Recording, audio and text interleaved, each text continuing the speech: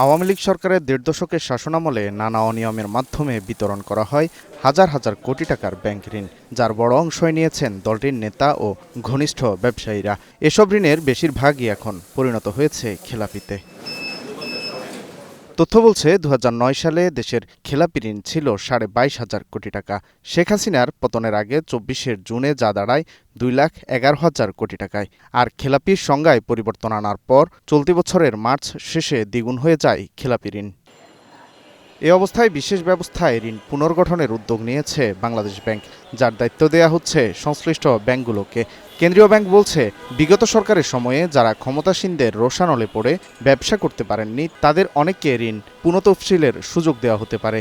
দীর্ঘদিন ব্যবসা করতে না পারার কারণে তার ক্ষতির মাত্রা এতটাই বেশি হয়েছে যে এখন তার ব্যবসা পুনরায় পুরোদমে চালু করলেও বিধিমোতাবেক সময়ে তাদের সেই ঋণ পরিশোধ করা সম্ভব না।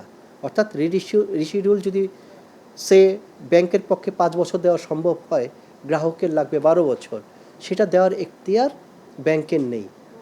সেই ক্ষমতাটা বাংলাদেশ ব্যাংক নিজেরা অ্যাপ্লাই করতে চাচ্ছে।